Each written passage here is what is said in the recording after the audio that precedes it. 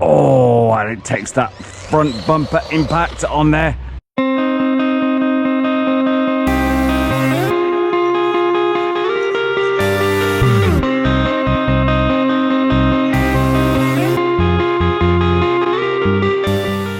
Full throttle into the wall again. Oh man, you'd think that would be killing it, but things gonna go again. Well, welcome back to the channel, my fellow drifter maniacs. Although I run some fairly big budget high-end cars on this channel, I recognise, particularly this time for COVID, etc., not everybody has got a huge budget to run a big budget car. So today on the bench, unboxing and review, we've got the Haiboxing Racing 4x4. Literally, it's called the Haiboxing Racing 4x4. No unusual name or string of numbers with this one. Every single Haiboxing car I've unboxed and reviewed has been better than the last one. At some point, Haiboxing are probably going to come out with the 1/10, 1/8 scale buggy. Provided they've got the parts support in the US and the rest of the world, they will change the market forever, because they're doing it on the smaller scale stuff, so all they've got to do now is upscale the size. Anyway, let's see what we get for our money with this 4x4 buggy. And if anybody's wondering if I'm looking warm, it's about 108, 109 degrees outside, 1 degree warmer than yesterday. Two colours, black or green, completely ready to run, battery included, but it should be good for around about 30 minutes runtime. Whoa! Richie, whoa, moment. This car does not come with one battery. Unbelievable, I hear you cry. Until you realise it comes with two. For a total runtime of over 40 minutes. Because one of these, as you'll see later on in the video, lasts over 20 minutes. Absolutely outstanding. Did not see that one come in. Now, the one thing I would say about Haiboxing is every single car they build seems to be better than the last one. At some point, they're probably going to build not a 1/16 scale, but a 1/10 or 1/8 scale buggy. And when they do, the big boys, the likes of Traxxas and Armour, should be very, very worried indeed. Anyway, let's see what we get for our money. Oh, instruction manual, handily located in the end there. Check there in a couple of days. So what do we got? Very well packaged. That's always a good sign. I'm not a fan of wasted packaging. This looks very, very good indeed in terms of the packaging. People laugh, but okay, it's always a good indication of the design of the car. Transmitter under there. We have got, I'm guessing, a USB charger. This is not uncommon at all with these cars. Oh, 1000 milliamp 2S LiPo included with it. You might think, oh, it's got a Dean's connector on there. You might be thinking we charge it up through Dean's. Yeah, if you've got a fast charger, you can do. However, that balance lead, that's what the USB charger works with. Meaning you could be driving out to your local test spot with this thing, have this plugged in your full-size autos USB charger, and charge the LiPo at the same time you're driving to your favourite spot. Oh, and wait, but what have you got in the pack besides the battery and the charger? I can also see some little leads on here with LED lights on the end. So we're going to need to fit those to the car. First of all, transmitter. Fairly lightweight on here, a couple of air batteries going up in the middle there, I would guess. Steering on there, throttle, brake, etc. Steering trim as a function on there. Speed switch. Now, assume this is like speed dual rate on there, so you can dial the car up and down. So if you're a beginner, you can have it set on very low.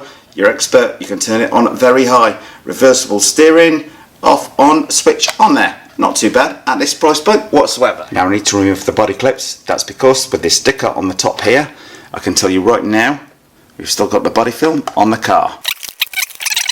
What do we think? Okay, so what do we get for our money? Well, we get the car, the transmitter, our instruction manual, a couple of LED lights which you need to install in a minute, battery, so it's completely ready to run, battery charger, 4 spare body clips, as it already comes with 4 on there. Okay, well, starting at the front, we have 2 slots in here, which I'm assuming LED lights are going to go into. So what have we got for our money? Well, at this point, we've not got any adjustability in the shocks at all on there, tire-wise.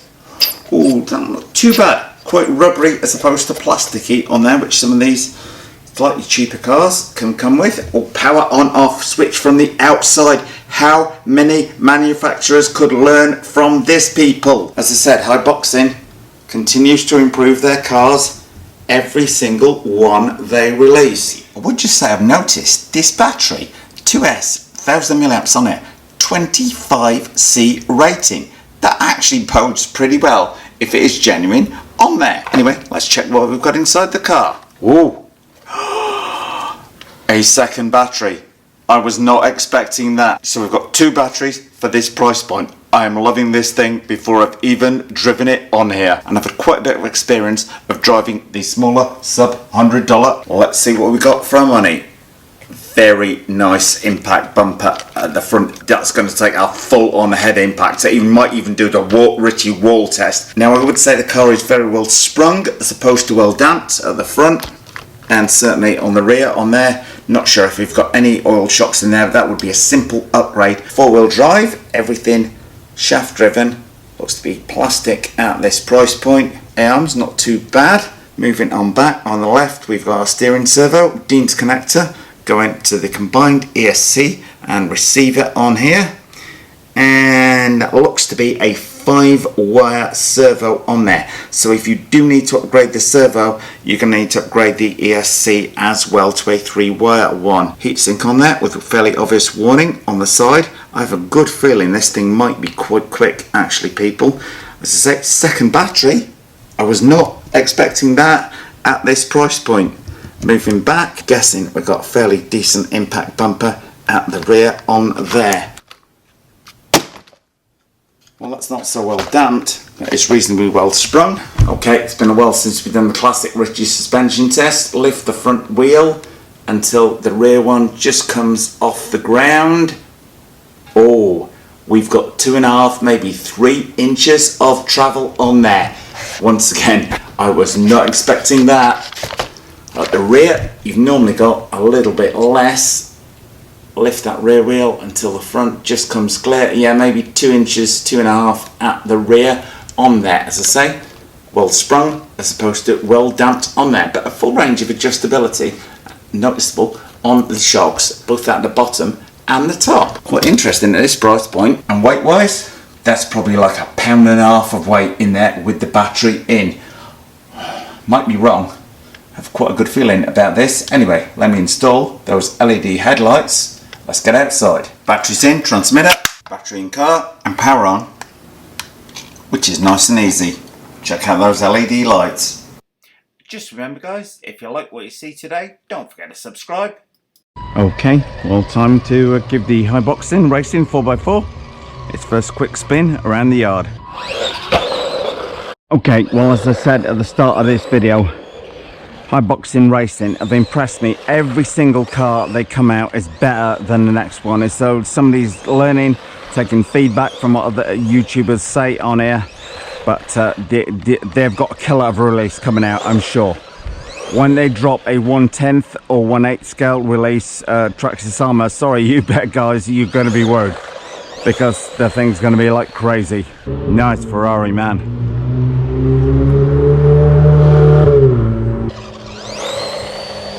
Oh man, that's got plenty of punch in there. Not necessarily a huge top speed, but oh, enough power to spin those rear wheels. It's the inside front wheel. Oh, and it takes that front bumper impact on there. Oh, wall test, wall test. Oh, wall test again.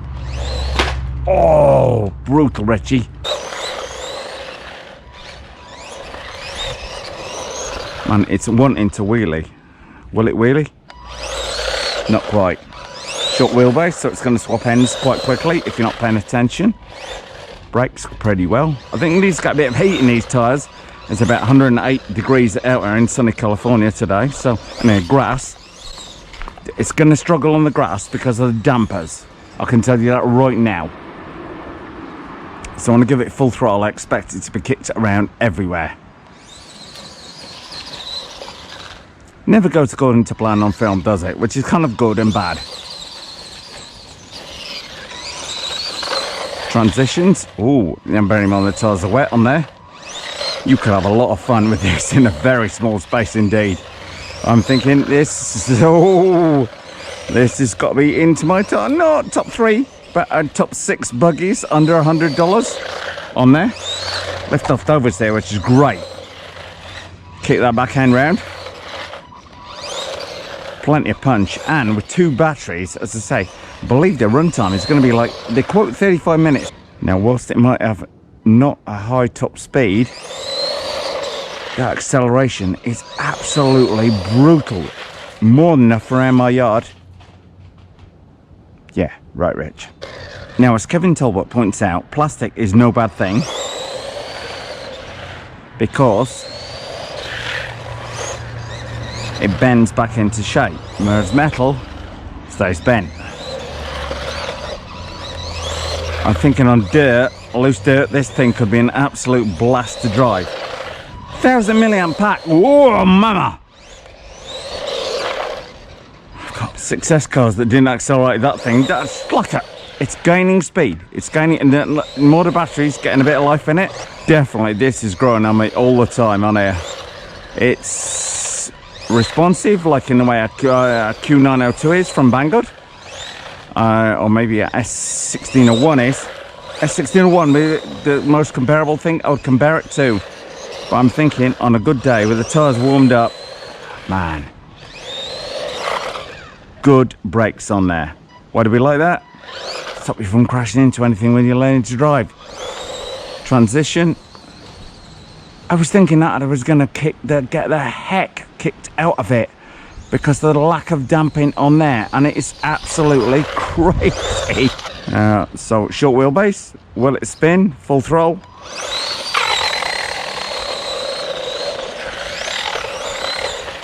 Man, it's not as predictable as you would think. That just seems to lift that inside front up. Very, very predictable though. It's the ideal, what I would say, shelter in place car. The ideal thing for COVID-19 at the minute. And in terms of that battery runtime, 2 batteries included. And I'm gonna say I'm gonna hit something on the way down.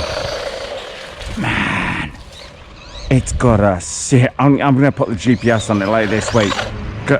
If I told you top speed, you probably would not believe me, because I think it's running way faster, way faster than it claims to be on the outside of the box. And from the outset, I would say, if you're doubting the ability of some of these Chinese buggies, full throttle, straight into the wall. Is it broken? Is it broken? Oh no, shock horror. It's absolutely in one piece. As I say, at one point, Haiboxing are going to come up with a 1/10 or 1/8 buggy, because these guys are learning from every buggy they build. If they could get the shocks right, there would definitely be help, but bear in mind this thing. Oh, loving that. Tripping, I'm going from something like 15-20 minutes now. Just crazy. Bear in mind, you're going to 2 batteries with this car.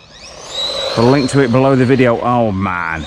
Now it's coming into its own, isn't it? Oh yeah, baby. Now we're liking it. On loose dirt, this thing was going to be an absolute blast to drive.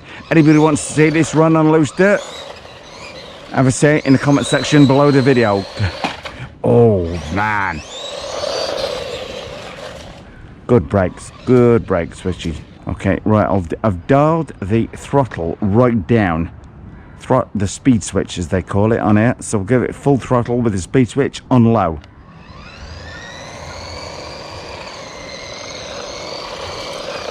Okay, so that's going to be good enough for your kids to learn with.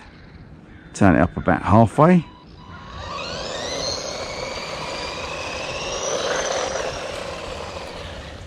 Not bad. I think on full throttle it's at its best. Well, in conclusion, the Haiboxing Racing 4x4, it represents just a stupid amount of car for the money. Not like you'd be thinking like brushless quick, but the Brush 390 motor in there, the thing is absolutely ballistic, and the tyres are not handling too badly at all on there. Battery just maybe beginning to tail off. Bear in mind, you got 2 of them in this pack on air. Now, I've been going for something like 20 minutes just on this pack alone in the yard. I can quite believe the 35-minute runtime between the two batteries. I'm thinking you might get 30 minutes runtime just out of one battery on here. A lot of plastic in here, but then as Kev Talbot said, that is no bad thing because plastic just flexes, bends back into shape, whereas metal bends and stays bent. Now, the power is just beginning to drain off. 20 minutes plus from one battery. Two batteries included with this car. Make your own mind up, folks. For less than $100, don't think it's too bad myself. Anyway, people, that ends my Haiboxing Racing 4x4 review. I have to say, for the money, it represents a huge amount of car. Two batteries included for it. Bear in mind, I've now been running for over 20 minutes with just one battery on it. So you're easily going to be getting 35-40 minutes out the two batteries.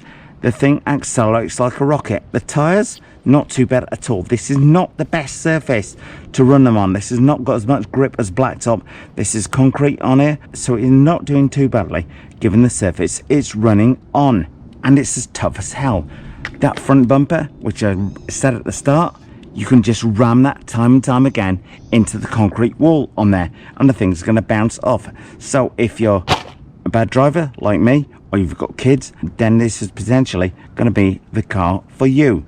Well, thumbs up if you like this video, guys. Post any comments you might have in the comment section below the video, and hit the circle below to subscribe. And if you do hit the circle, don't forget to hit the bell.